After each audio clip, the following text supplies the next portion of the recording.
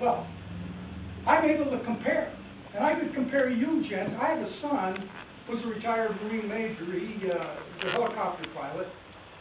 And he was in Desert Storm.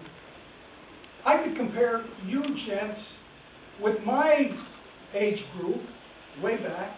And I'll tell you, you guys have the same esprit de corps that we had back then. So when someone gets up and says, oh, we had a tougher, we were better than you, that's just talk. You guys are doing an outstanding job. And don't ever feel that you aren't. You're really doing something that's worthwhile. So I think we ought to give you a hand.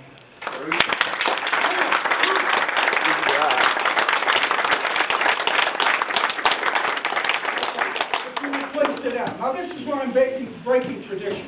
And someday along the line, you guys are going to remember this.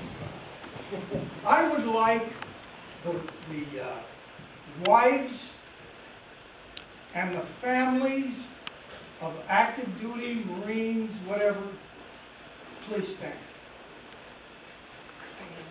All of you wives, please stand. Wife. And now this is where I say I'm breaking tradition.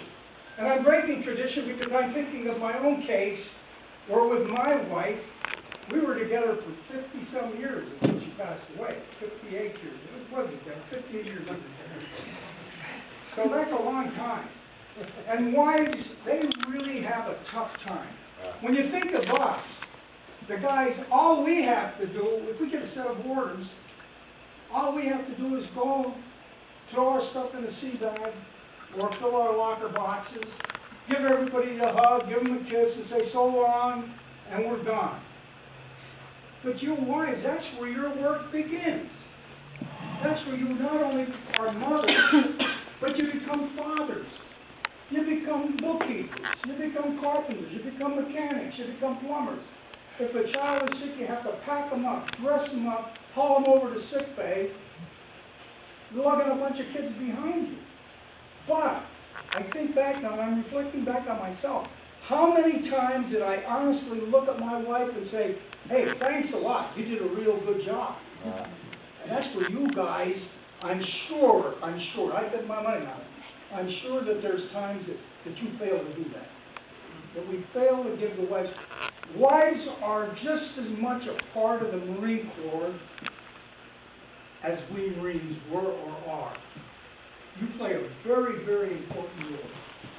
And if wives are unhappy, husbands become unhappy, and the Marine Corps gets unhappy. So, in a way, you really do control what goes on with your husband while he's on duty, while he's in the Marine Corps. Let's give the wife a rock.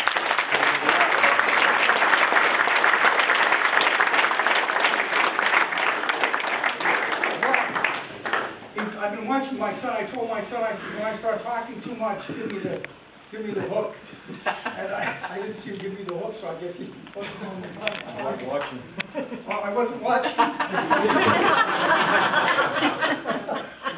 So anyway, I hope you all enjoy yourselves tonight and establish a new set of camaraderie here amongst yourselves. And even when you meet guys you've never met before, you all have something in common. There's something in common, regardless of your branches of service. We were all just great. And it's the same with all of you. God bless you. Semper Fi, and God bless America. Hoorah!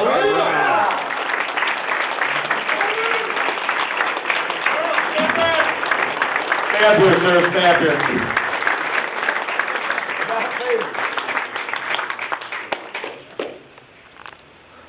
Sir, I'd like to present you this on behalf of the staff and students of the U.S. Marine Combatant Dive Force. It says to Lieutenant Colonel Johnny Buynak, retired, November 10th, 2010, 235th Marine Corps Ball. Sir, thank you for your unwavering leadership to the United States Marine Corps and your devoted service to our beloved nation. Uncommon valor was a common virtue. And you got yourself another K-bar there, sir.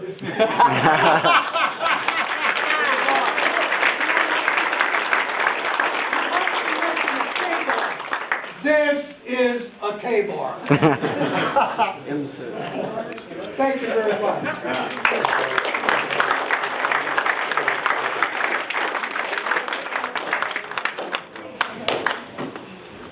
One last thing before I turn it over to Master Sergeant Samuel.